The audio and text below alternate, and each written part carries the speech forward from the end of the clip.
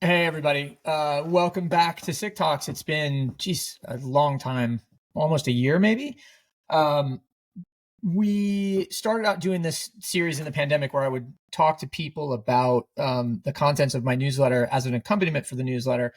And because that was really a pandemic thing, after everybody left their homes, started going outside, seeing each other in person, it sort of lost a little bit of momentum. But as we have come back into this, increasingly fragmented digital environment, it's been called for to kind of bring it back. And so I thought I would start by doing a couple of things. One, embedding it in the newsletter via Substack's new video tool, which we're trying out for the first time, and also by bringing back one of our most popular SIC Talk guests ever. That's Jeff Carvalho, who is coincidentally my co-founder partner in Culture Club Show, but also was the co-founder of High Snobiety, and is just generally like a guy whose knowledge and reference points are as encyclopedic as anybody you'll find across culture. So this is So nice, SIC Talk Ben. number 59. You're welcome, of course. Jeff, you were last year on SIC Talk number 22, so it's been not only 37 episodes, but also at least a couple of years. So very pleased to have you back in this instance. Thanks, How's Ben. Miami treating you? Well, we're in the middle of Basel right now, so I would say Basel's great. The problem is traffic. I went to drop my kids off at school this morning, and even at like 7:30 in the morning, it's already ridiculous on the beach side. I can imagine the certainly the lesson I learned from going to Basel or Miami Art Week, as I think the other vendors would prefer that we call it, right, is stay on one side of Biscayne Bay or the other, but going back and forth is like forget about it. Miami's not necessarily built for this much traffic at any point. It's funny because like in the summer, it's fairly busy. We've got plenty of causeways that take us from what's happening on the intercoastal to what's happening on the beach side. But Right. you add in Basel and it's 10 times worse. What I have seen a lot more of is people sharing links to water taxis to get them from one Oh, side to the interesting. other, which is super dope. So, yeah, it's great. I just want to say one thing to you, Ben. You are incredibly consistent with your platforms, and I really Thank do you. envy that. It's super admirable, and I'm just happy that you're doing this again. Oh, well, thanks, dude. I appreciate it, and I appreciate you making yourself available for the first one. This is like the spirit of everything that we've done together, from Culture Club Show to otherwise, has always been a little bit experimental. And so the fact that we're trying out this mode for the first time it made sense for you to jump in. It also made sense because I know that you, like myself, read like super widely and are interested in a whole series of topics across culture, commerce, art, fashion, Web3, crypto, music, film, etc. Which is kind of the raison d'etre of the newsletter. And I wondered, based on the kind of preview of headlines that I sent you from today's note, what was there anything that jumped out at you that struck you as good places to dig in? I have a couple of myself, but I'm interested to hear what jumped out at you.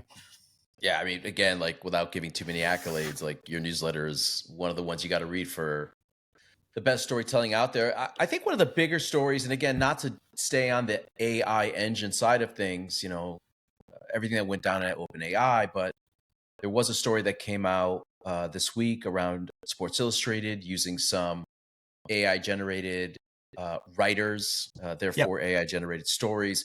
And it's interesting because there's, I have a journalism degree myself. I consider myself a journalist. Part of me says, well, news is news. And what the internet has been really good at, regardless of AI, is you were able to get a pretty good general viewpoint, objectively of what was happening out there in the world, be it, I don't know, a plane crashes or something happens with the Right. stock market, again, from the objective side. In fact, Sure. there were a lot of tools, apps specifically. I think one of them was called Circa, if you remember, I where don't. I think the name was Circa, but it was an app that essentially collected short takes from a variety of different news sources on a specific topic. So I don't know, Okay, got it. a So presidential not election. dissimilar to what Artifact is doing, maybe then. Exactly, actually, the Okay. new version of Artifact. Excuse me, the new Artifact tool, which is from the former Instagram founders, if I'm not mistaken. That's right. Yeah, correct? Artifact is the former Instagram guys. So we already had tools out there that were aggregating storytelling and sort of picking out, I think from the human side and maybe some AI, sort of the best takes from each. And you'd have annotations through these stories and you could link through. So yeah, when I think about AI generated news, and I'm very specifically talking about news, I'm not surprised that a company like Sports Illustrated would use this or certainly other outlets. But I think that there is a fine difference. And by the way, we can argue if it's good or bad, but I think there is a fine difference between news storytelling, news gathering, and opinions and features. And I think the feature side is something that we haven't necessarily, and certainly not the op-ed side, have we seen AI jump into yet. Right. Well, And, so sorry, go ahead. No, I'm not letting you finish your point. No. My point is that I think the future shows us that there's massive advantages to using AI, and I think they can be extremely responsive. You know, clearly I still would prefer to read something written by a human, but yeah, I think that there's space for these tools to help us on the editing side and maybe the grammar side. You know, Grammarly is already a plugin that a lot of people use, and right. AI should be here to benefit. Where it gets really funky is when you just start making up people, right? When it's, right, you know, you're making up a Joe Smith or a Jane Smith to write it. The thing that was interesting for me was that I was contacted by Adweek about this story last week, and I gave some quotes to Mark Sternberg, who is a newsletter subscriber. Shout out, Mark. But in any case, it was a long conversation that, of course, got reduced to just a couple of quotes. What he was asking about essentially was, what are the reputational damages or the potential business damages to Sports Illustrated for using concocted personalities as figures of authority or, you know, editorial voices within the media brand? I think the potential damage to any brand that tries to do that surreptitiously and gets caught is self-evident. The thing that to me, and Mark, I think, felt pretty incensed about it, right? Like the fact that Sports Illustrated, this trusted brand, had the gall to try to deceive people. And it's interesting, actually. There was an episode of People versus Algorithms, the Brian Morsey, Troy Young, Alex Schleifer podcast, where Troy took the position that this is what it takes to succeed in modern publishing. You have to game the SEO algorithms by creating content. Your audience is never going to see it, essentially. And so what difference does it make? Because it's essentially robotic spiders feeding robotic spiders, whatever. From a purely pragmatic standpoint, I think I understand that. I don't agree with it, but I understand it. The thing, though, that struck me as being notable, and that neither the Adweek piece nor any of the other parts really got to, although Troy's argument hints at it a little bit, is that this happened within Sports Illustrated's product reviews section, which is where they also supply an affiliate marketing link where Sports Illustrated would theoretically benefit from the sale of whatever is being reviewed at that point. Now, in a world where the value of digital ad impressions is incrementally decreasing, essentially with every new impression served, the places that publishers are going to make up that marginal loss is through the marginal gain of things like commerce, right? It's why you guys at High Snob did a really good job of pioneering this whole notion of editorial brand as consumer brand, as fashion leader, as collaborator partner, et cetera. And I was really admired that. The thing that I find really amazing about the Sports Illustrated thing is that at an upper ownership level, Sports Illustrated is owned by Authentic Brands Group. And what ABG's entire model is exploiting brand IP at every consumer touch point. So when you destroy the credibility of this consumer touch point, you destroy your ability to monetize. And it seems totally counterintuitive to the way that ABG is structured. And I know that this was done by a licensee and then by another partner from there. But either way, it strikes me as this incredible like encapsulation of the moment in digital commerce, right?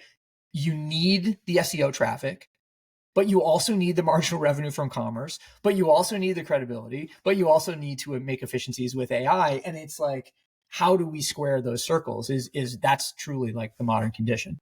Well, I listen. I actually didn't even realize that it was within review, and Yeah, to the point that their consumer won't see it. Well, clearly somebody did.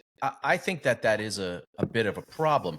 A review is something that inherently is subjective, and how does a robot actually know how well how good something is without trying it? Certainly, there's data that can be pulled, etc. But yeah, that's a tough one. The bigger problem to me is the deception, and yeah, of course. deception may be a strong word, but to your point, Ben, and you've got a brand that's extremely strong, that's extremely reputable.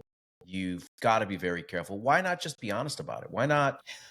Why not just come out and say, "Hey, we're doing it this way," and have a disclosure in the same way that. By the way, this is the same conversation that when content began to get monetized, you started. You now see that disclaimer. Hey, we may make some commission off of the links below. Right. Yeah. Why not? Why not disclose it?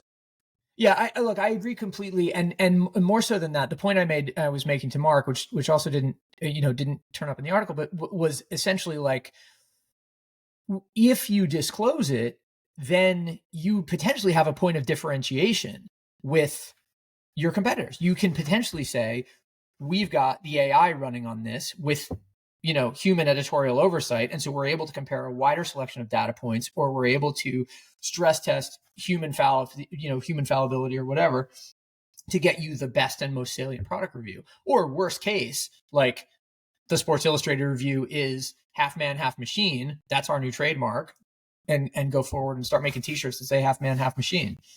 Shout out Henry Rollins. But the but yeah, it strikes me as a miss all the way around, and it starts with the deception, but the deception is only half the story and isn't really the ultimate kind of economic story as far as I'm concerned.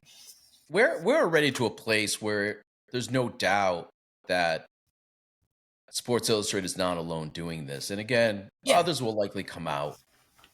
For me, it's a very, if you're going to play in the AI space of AI generated storytelling, to me, it only makes sense within an objective window. If something is subjective, it's quite difficult to let the robots make the decisions for us. And listen, we know we're getting closer to that. We're getting closer to these autonomous engines that can essentially act in our benefit in that sense. But, journalism is journalism, storytelling, and we got to keep some things pure, I guess.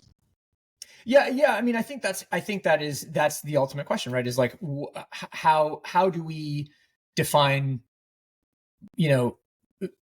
content as being pure and so on? And I think it gets to, the story that lit up our group chat yesterday, which was Sean Monahan's new report on the enter the live player and the exit the NBC. But it was essentially, it was, we are going to start, this is, Sean is a trend forecaster, or at the very least sort of a future forward thinker, and his argument ultimately is going to be, we are going to start to have, if we haven't already seen, a big trend in people leaving the algorithmic decision making economy because they can't see themselves within it, because they realize that all of their decisions are being influenced or being made for them. I think that's a really fascinating argument, and I see the emotional logic of the trend. I also wonder to what extent it's truly going to happen and we see actual digital Luddites or whatever, because our lives are made so much easier by all of this sort of algorithmic led helping. Yeah, it's a great, the algorithm conversation to me is completely fascinating, because in some sides I can see how it's benefited me, For instance, I think Spotify and most of the music services, specifically Spotify, it just does a fantastic job of bubbling up music. And I remember years ago, I think, Ben, when we first met in at Cannes, in Cannes, yeah. Cannes, sorry. The big conversation around Spotify at that point was that it was probably the one company that understood emotion better than anyone, right? Mm-hmm. When you're playing, I don't know, if you're playing some music by Low, or even music in general that, may be soft and in minor keys, it's making decisions or making assumptions that you may be not in so much of a good mood, right? And right. it'll either keep feeding you that or try to uplift you. And music does that, right? That's the beauty of music. So the emotional side of the algorithm for the music services, I think, is quite beneficial. Mm-hmm. But when I look at topics that I disagree with, topics that I may dissent with, and you're seeing the algorithm continue to push it forward because, I don't know, I've decided to read another side or another take on an issue that I may dissent on, and it makes an assumption that I just want to keep seeing more of it. That's where it gets really strange. And I'm actually experiencing that today with Meta's Threads app, which, as many people know, is, of course, a competitor to X, formerly Twitter. I love Threads. I think it's fantastic. But right now, that algorithm is giving me a lot more storytelling that I'm not necessarily interested in. Interesting. And I'm doing my best to try to figure out how to get the algo to start showing me stuff I am. And I think one of the hacks you've seen some people do on Threads is actually putting a post and saying, hey, Threads, this is what I want to see more of. And short of doing that, it's difficult. But the interesting thing about algos is, what are platforms today that the algo may not necessarily inspire you to? I think Substack, as an example, is one where I start off by following somebody that I'm interested in. Maybe I'm forwarded or shared a newsletter or a story that's on Substack, and I decide to, subscribe. And I'm still, at least at that point, outside of the algo, meaning I'm just going to keep getting, Ben Dietz stories or Sam Reese's furniture newsletters, or eBay resale letters. We put a pin in that because we got to go back and talk about Sammy's podcast, the Beanie Baby thing, in a minute. But we'll please finish that thought. But my point is, like, can we avoid the algo? I mean, you do that with paper in some way. I don't know, picking up a magazine and kind of browsing it, or even reading a newspaper. But the algo can be kind of tricky, and I have to say it's a little concerning, even for my kids. My son loves watching YouTube. He's a big Roblox user. He's learning to code, and sometimes I'm wondering what the algo is serving him up. It's not necessarily as I'm trying to think of the word here. Something that you can touch and sort of make a decision on, as much as the rapid fire recommendations that the algo gives you. Right. I think that's the thing. It's like the difficulty, and part of, I think, what Sean's ultimate argument in this new report that we talked about a second ago is that when the platforms become the sole source of information, we tend towards monoculture, and there is going to be the pendulum swinging back towards nicheification. The way that we understand the platform, we have typically understood the platforms over the last 10 years is as a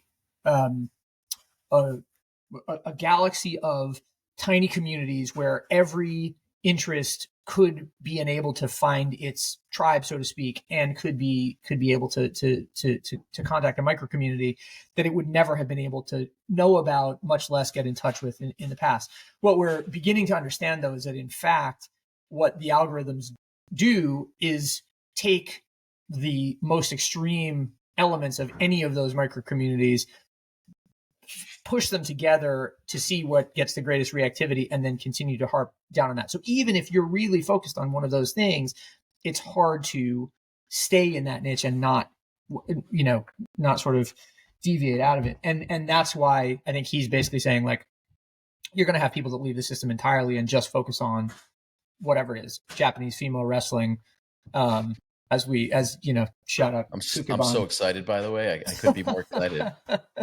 And I know this will launch post Miami Basel week, but yeah, there's some Japanese female wrestling in town, and actually hosted by a pretty well-known insider, a guy named Kanuchi, who's essentially friends with everybody in the world. And is that right? Really? Yeah. Oh, cool. Yeah, it's quick corollary, and I'll put something about Sukeban into the newsletter to match this. But it's, you know, when I went, so this is put on, full disclosure, is run and activated by friends of mine, of ours, and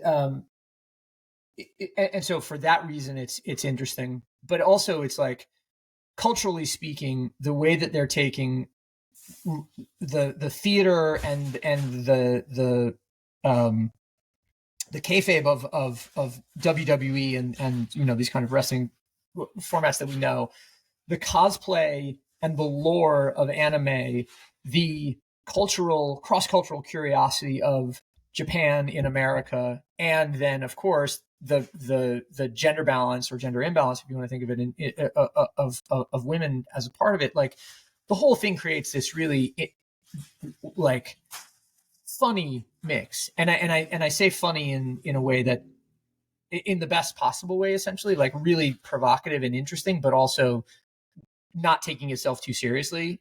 It's entertainment, and also, you know, endlessly sort of comment worthy. So I think you'll have a good time. It'll be fun. I mean, we could do a whole episode on wrestling. I myself, a few years ago, was lucky enough to attend WrestleMania, and for the first time get in the mix and really understand fandom and the camaraderie of that community. And by the way, like, there's some pretty famous people that now own wrestling programs. Billy Corgan from Smashing Pumpkins just purchased. Is that right? Really, I didn't know that. Yeah, he owns NWA, which is an old promotion. Sure, I remember that. Really quickly, you know, pre WWF, most wrestling in the United States was regional. I think it was also regional in Japan. The big promotion in Japan is known as New Japan Wrestling. Anyway, yes, it's bigger than ever. There's actually a great program on, I believe, Netflix called The Wrestler, which follows a specific regional program that was essentially, it's a minor league program that's bubbled up some of the biggest names, from John Cena and others. Worth checking out. Yeah, I think I saw a John Cena Instagram post about that recently. I didn't realize. I knew about the regional promotions and how WWF/WWE sort of consolidated all of that stuff starting in the 80s. But no, I didn't realize that Billy Corgan was involved. Bob Mould, of course, from Husker Du, famously is a writer for, or has been a writer for, WWE. No way. Oh yeah. Wow. That's been going on for out Bob for years. Yeah. By the way, John Cena, and listen, he may be he's a big time actor now and an entertainer. A few years ago, I worked on a project for Make-A-Wish, and Make-A-Wish provided us with essentially a list of everyone that's ever fulfilled a wish. And I mean, everybody's on there, from Coldplay, even Donald Trump, Batman.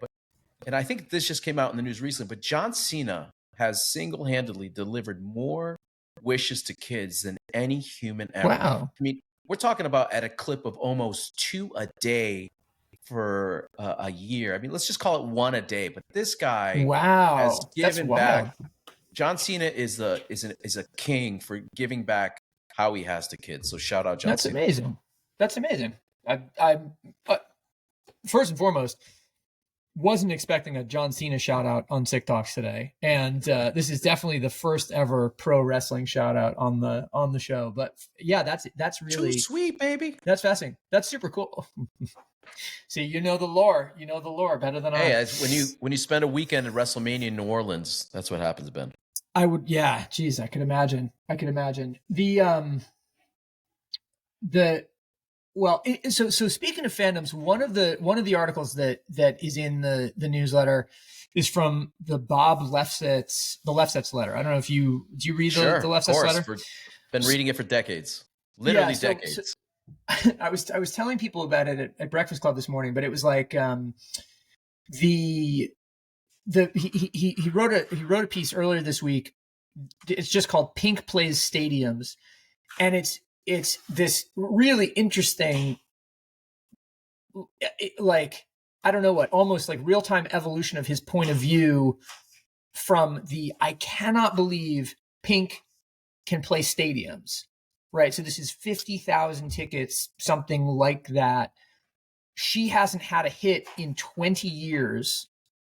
And her most recent records came into the charts at number 99, didn't chart at all, right? Whatever it is. And he starts out in this place like, how is this? It's incredulous, right? And over the course of the piece, he sort of moves to this place where it's like, actually, that's the power of niches. And you can argue that people should be making a play for the big time or the mainstream or whatever it is. But this is proof that if you cultivate a niche long enough and passionately enough, it can get gigantic. And he ends the piece by basically saying, like, she hasn't had a hit in years and it's keeping her in private planes, essentially.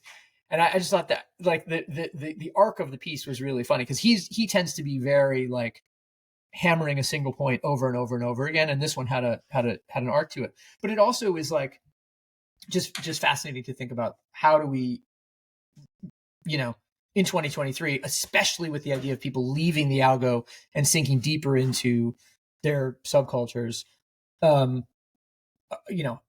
do we think about fandom now?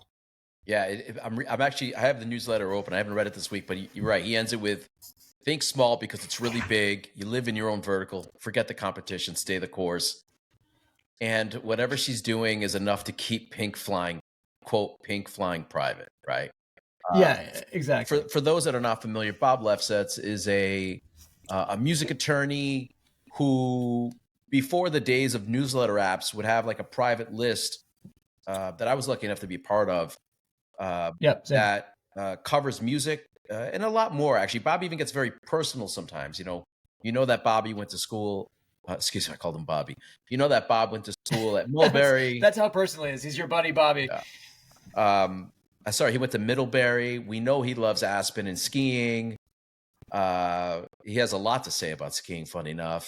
But more than that, you get sort of a generational take on music. A lot of stuff I don't necessarily agree with him on. But what's really cool about the Lefsetz letter, and I think it is lefsetzletter.com, and now anybody can subscribe to it. It used to be a private only, an invite only newsletter. But what's really interesting about him is the number of people that actually read this newsletter. And if you look over the history of the Lefsetz letter, he's had arguments with everyone from Kid Rock, who I guess they're not best friends, to everybody in the music industry. And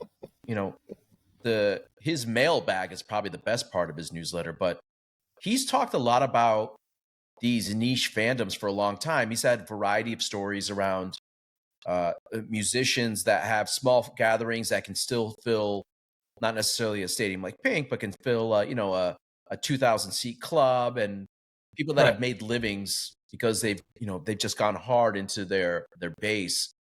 And by the way, Pink is not necessarily the only artist that's crushing it this way. No. I'm wearing a U2 hat. I mean, when's the last time U2 had a hit? They've put out plenty of records, but they're still filling, the Las Vegas Sphere.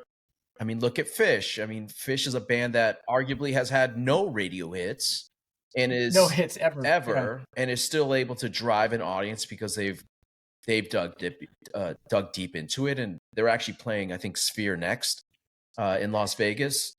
Yep.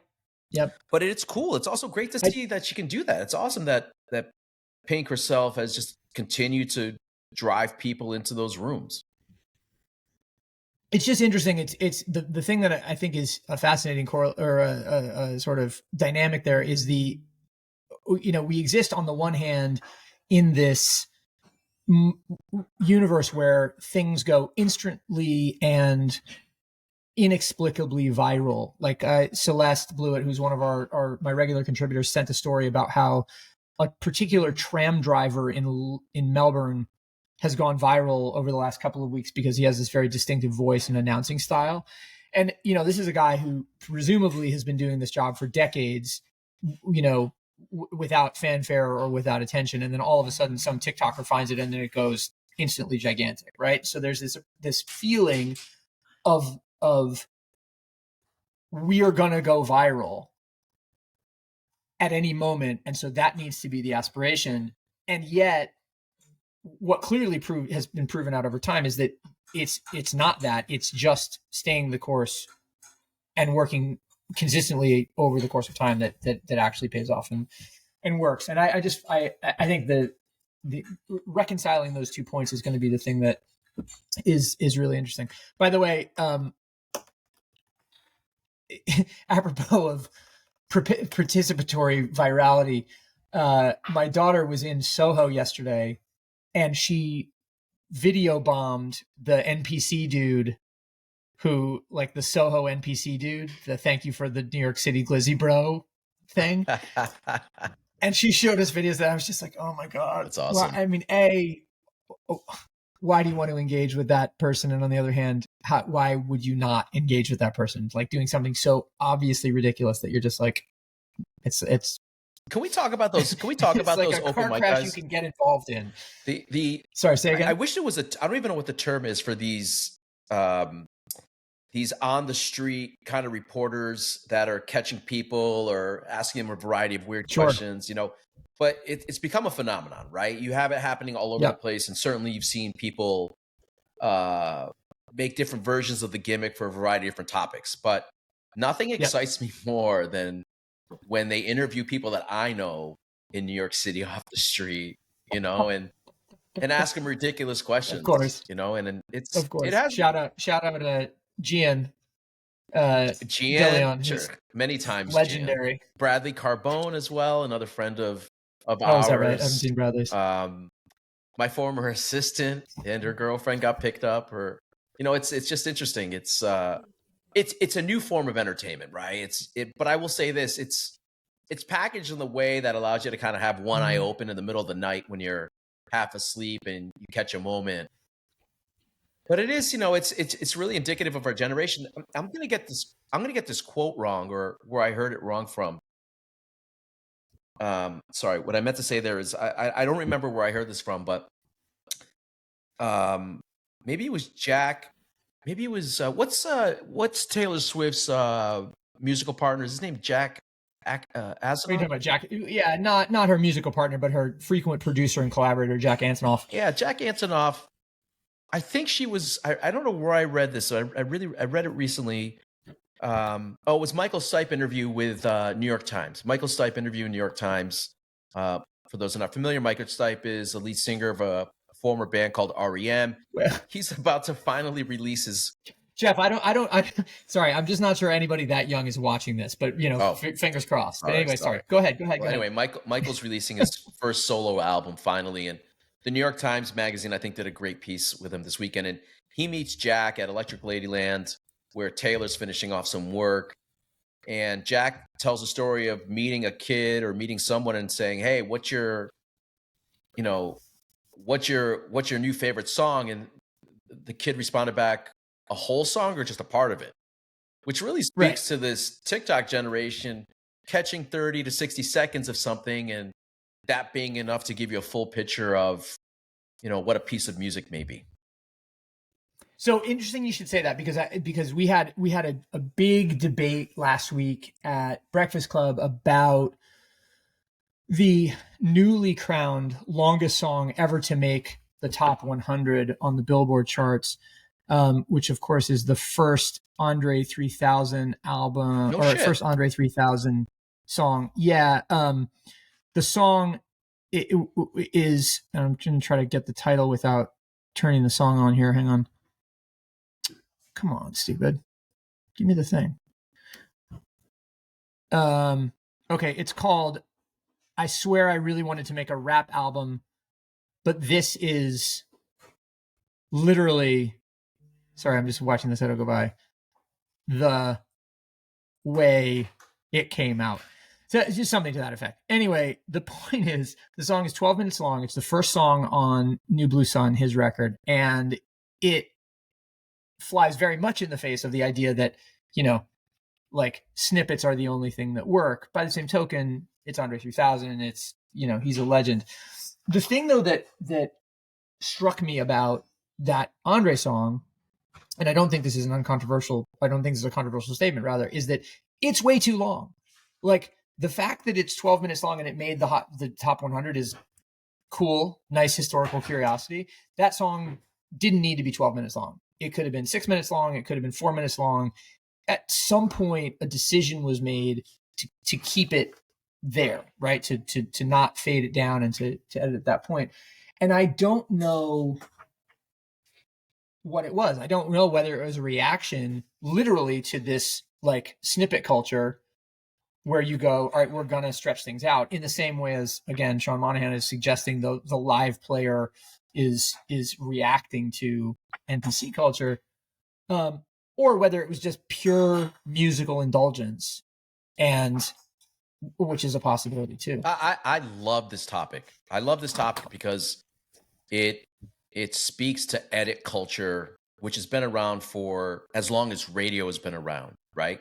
So if you look back to the 50s and 60s, specifically the 50s and 60s, when rock and roll really had its debut on radio, there was always, they always said that 2 to 3 minutes was like a pop hit. That was sort of the window you had.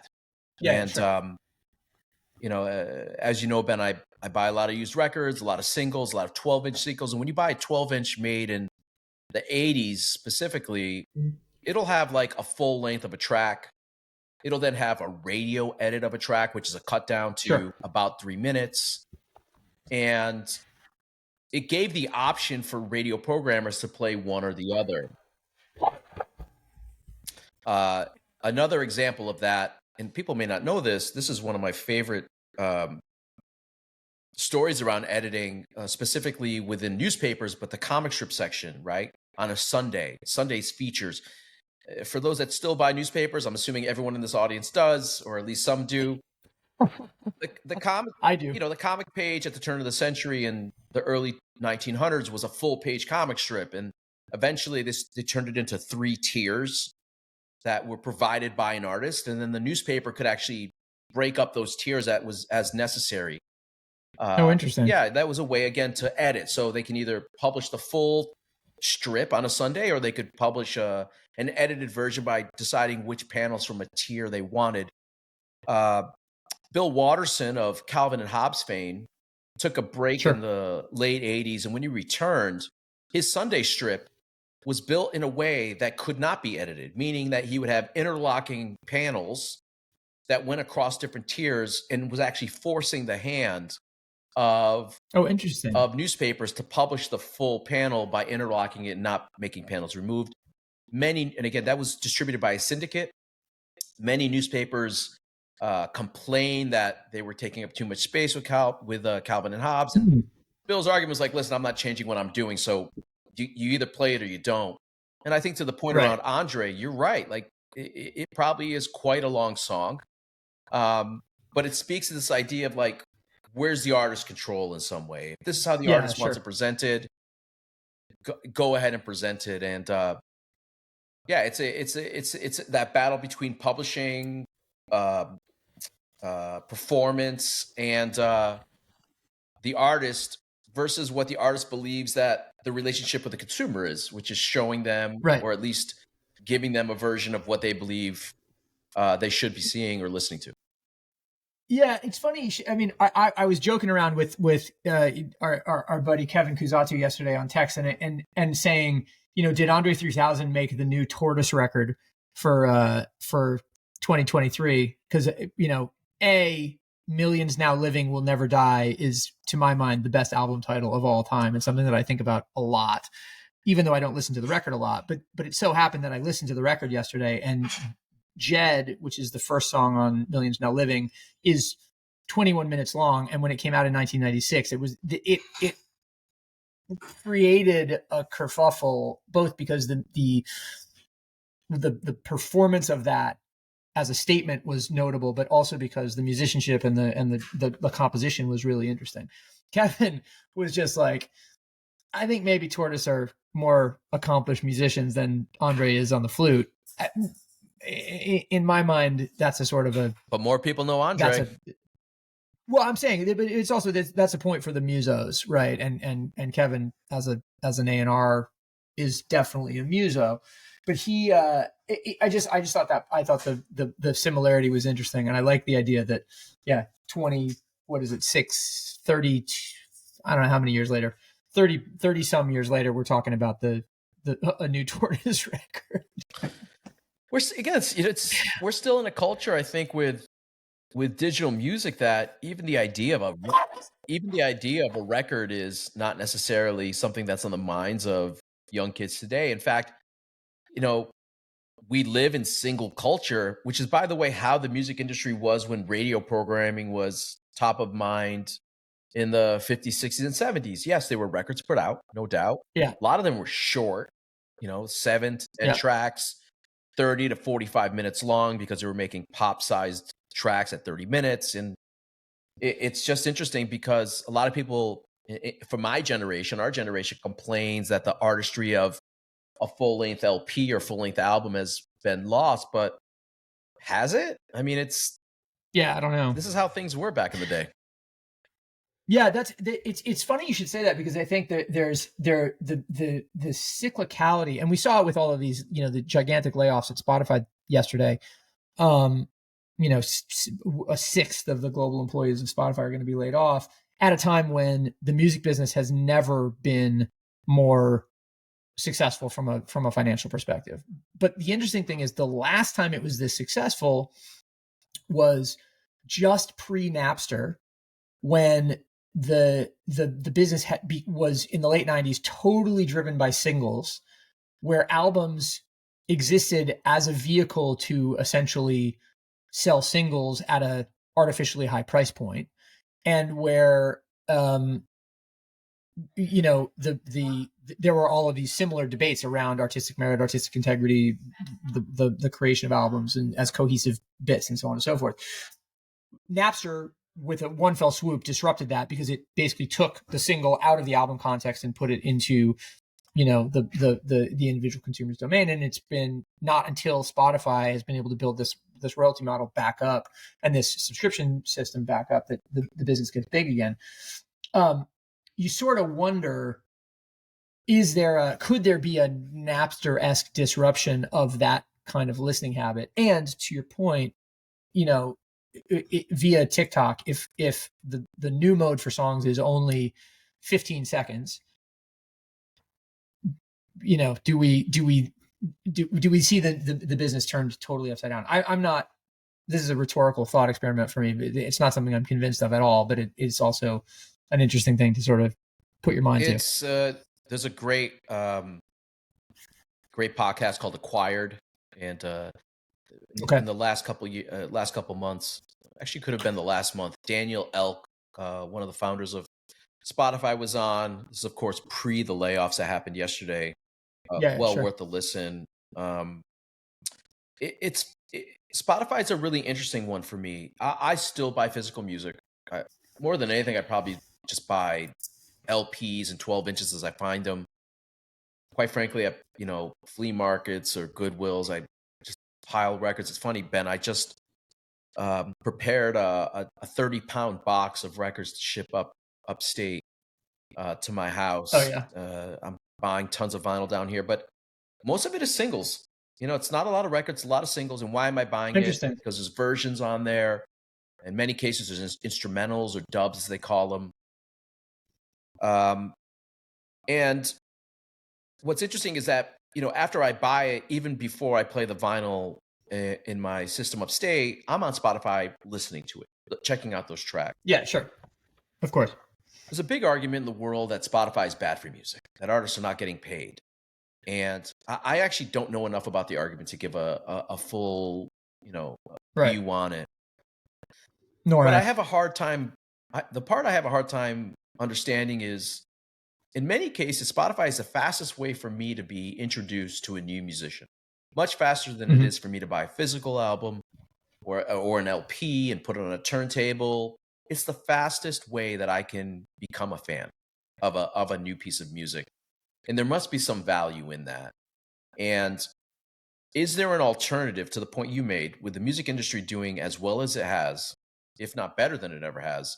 Is there an alternative way for artists to actually actualize bigger revenue from their music? I don't know. I mean, the world is not in a place where we're buying physical anymore. I mean, certainly people are buying physicals, no doubt about it. LP sales are up higher than they've been in a long time. I personally believe Yeah. CDs are about to have another run.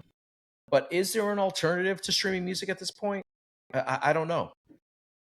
Yeah. Well, I think there's two questions, or there's multiple sort of points that you could set off on as discussions there. One is if we think of value as being associated with the creative expression, meaning the song or the composition or the performance or the album that it comes on, the physical media, whatever it is, then there is a discussion. What is a next format, or what is a new hot format, or what is, to your point about CDs, a resurgent format? And it's interesting you're saying you're buying a lot of vinyl. There's an article in the newsletter today about how we should all stop buying vinyl because it's bad for the environment, which, okay, that's absolutely true. It's fair petroleum, enough. It's nasty. But so old vinyl. I mean, yeah. But right, exactly. We're repurposing old vinyl. We're keeping it out of landfills.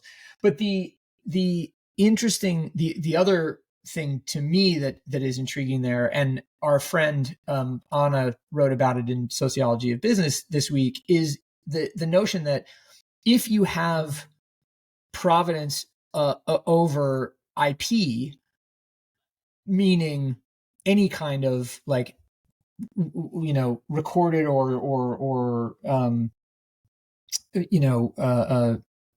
just like recorded, I guess is the best way to put it, recorded creativity. And that could be writing, that could be recording, that could be speaking, that could be podcasting, what we're doing, etc.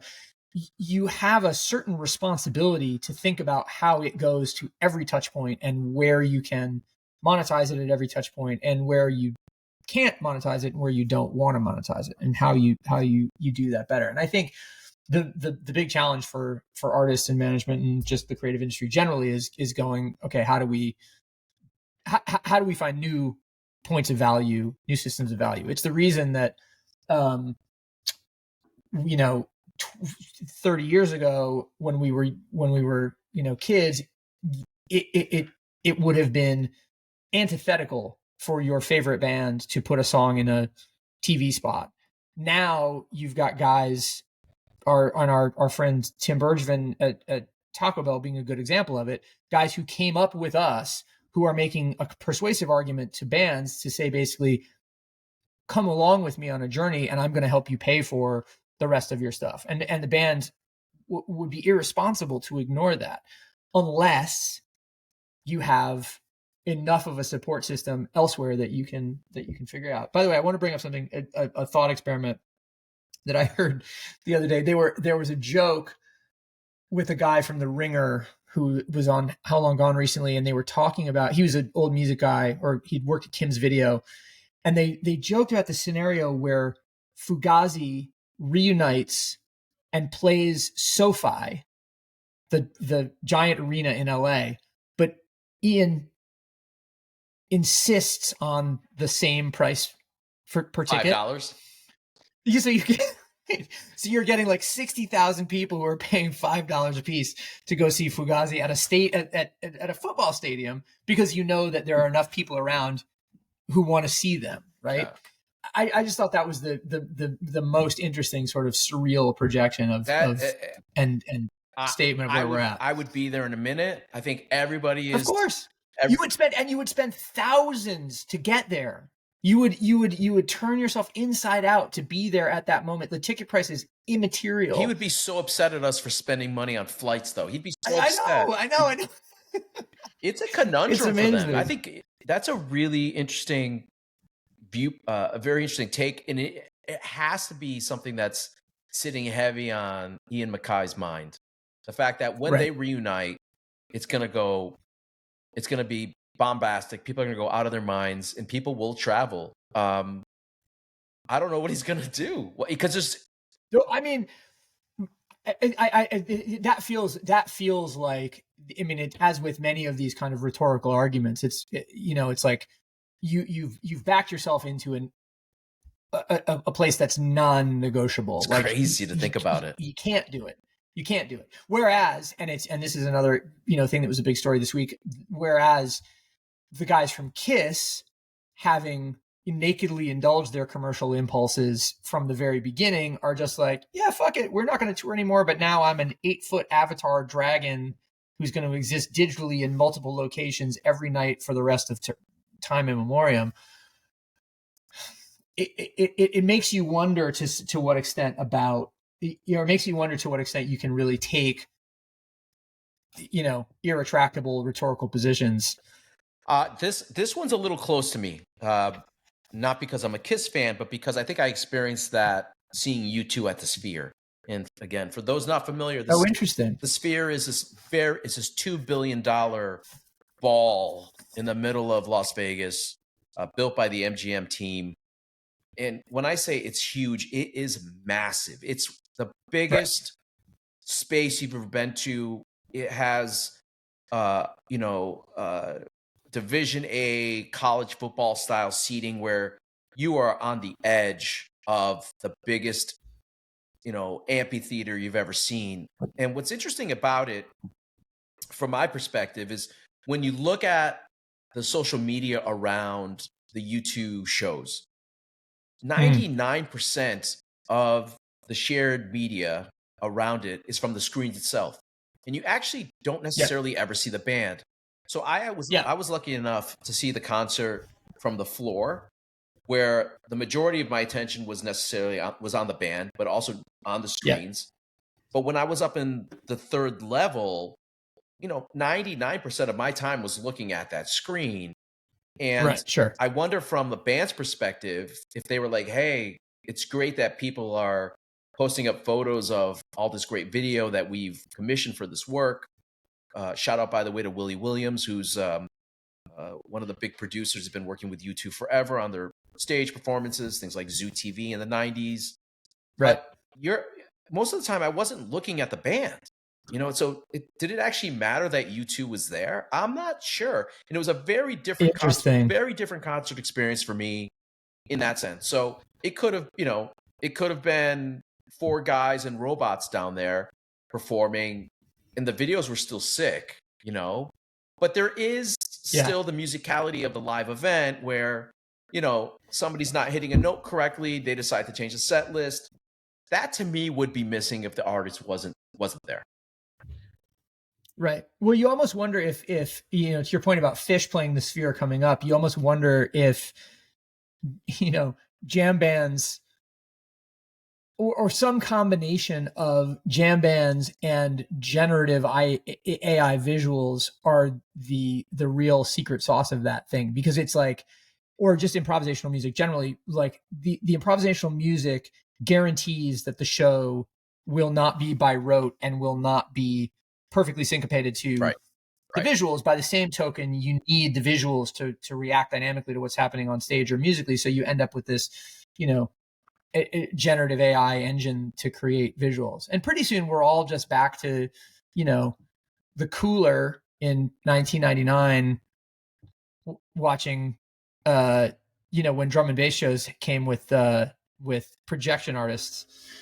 Shout out drum and bass band. Nice one. We're all going back to the cooler. It's super interesting. I think Phish as an example, or just jam bands in general, I mean, that's in their DNA, is that, what's the word? Sort of improvisation. That's of course also part of jazz, right? I mean, would we see that single performance solo happen in that sense? We'll see. What I will say to anybody that's going to see Phish, and I highly recommend you do go check out the Sphere. Like, as I've said to friends, like, don't dose yourself before you get inside, because you got to get acclimated to the size of this place. I swear to you. Oh, wow. It is ginormous. It's just the biggest thing you've ever seen. So anyway, have fun out there. I mean, everything in moderation, including your, sensory intake at the Sphere. which is kind of amazing.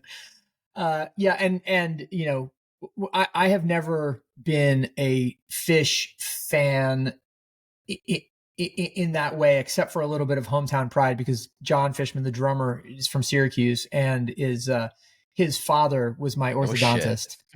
So yeah, so I used to sit in the chair when I was a teenager and get my teeth tightened to the tune of Junta, the first Fish record. Look at you, Ben. Fee is burned into my brain forever. I've only ever seen him once. I saw him at Fenway. I think that was 2008. And yeah, it was great. It's great. Listen, I have a massive appreciation for jam bands, but I prefer them on tape than maybe attending. Yeah, I'm. It's too much for me. All right. Well, Jeff, the other thing that I wanted to talk about was that there's one of the stories that is in the newsletter is about the recapitulation of the affiliate market, and the idea of as affiliate marketing gets competitive, a new brand playbook emerges. This is tied to, it's a story in Modern Retail, and it's tied to what we talked about earlier with Sports Illustrated. The reason I bring it up with you is because on the one hand, at High Snob, you guys were among the best, I think, at creating items with the media companies, brands involved with collaborations and leveraging this kind of commerce, the editorial as commerce ecosystem.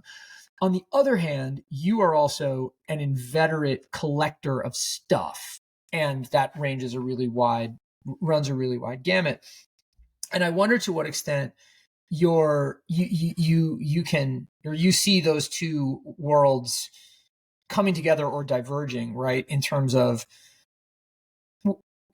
as we deepen into fandoms, logically the people, the things, the organizations that we are fans of make more stuff and ask more of us in terms of collecting. And on the other hand, collecting as a culture gets made maybe less special by the fact that everyone is insisting on collecting. Yeah. And I just wonder if you ever thought about it in those terms, if you have a point of view on any of that. The timing couldn't be better. I was actually on the phone yesterday with a new collectible startup that'll be launching in 2024. And without giving away too much, they actually are tackling this very question. What makes something desirable is number one, the fans around it, the fandom. But a lot of the power that media has, be it High Snobiety or somebody else, is, we can put fire to the flame around something that we find interesting or what they find interesting, and really drive home the point as to why something is cool or why we think you should dig deeper into something. And it's interesting because I think there's a lot of product that's not necessarily interesting, or if we can use the word cool, that still gets driven up because of good storytelling, good sharing, and people get FOMO. They want to be part of it. But collecting is something else. People that collect are collecting for because of either a deep connection to something they love, or they, quite frankly, see it as a commodity that can be traded and transferred and made money against. Certainly NFTs were that. Certainly there's people that buy baseball cards that do that. But as you know, Ben, and I know you're the same way, my love for collecting comes down to just interest in something. I quite frankly have spent the last week staring at, mechanical ballpoint pens for some reason. I don't know. And funny enough, if you go to Reddit, there's incredible subforums of people that are just ape shit about pens, and you understand how deep they can go. Performance marketing, I think, has a connection to. You looking for your pen? Yeah, I'm looking to see if I have that. Which pen is that? Who makes that one? TWSBI. I think it's a Chinese version of like a Rotring or Roach Ring. No, I don't. Well, I'll show you my second favorite. I'll show you my number one. My number one is, and everyone loves a Rotring or Roach Ring 800 or 600. This is the Rapid Pro. It's longer. It's heavier. It's got a nurling that's, so this is fandom, right? Like a nurling? This is the nurling. The nurling is the grip portion. You can see that this knurling is much wider than the knurling on this TWSBI, which is why I prefer to use this pen. But listen, these are things that back to that Sports Illustrated story. This is the thing that reviewers pay attention to. And these are the things that make and break a review. I love affiliate marketing. It's something that, is important to the ecosystem. I still want to know where something is purchased. And quite frankly, if Ben, you're writing a story about a pen and you've convinced me, or at least have turned me on to a feature that makes me purchase it, I don't think there's a problem for you to benefit from it. Sure. Fair enough. All right, because I feel like we're headed into that zone, and to because we're at the hour mark. Oh my god, yeah, I don't have my bag here. Otherwise, I would show you. I would show you $8 pen case. I'm a huge fan of it. It's my daily carry. This is so nerdy. This is see. All right, I'm gonna the closest thing I can get to that is the Standard Hotel pencil collection from their collectors merchandise. Funny enough, my all my other pen stuff is elsewhere. It's in my other desk. I keep So what I was going to say though was that. Oh, go ahead. I was just going to say my front at my near my door. I have a Standard Hotel ballpoint pen and pad that I use. By the way, check out this knurling. That's some. This is the Graph Gear 500. Look at that. Look at that knurling.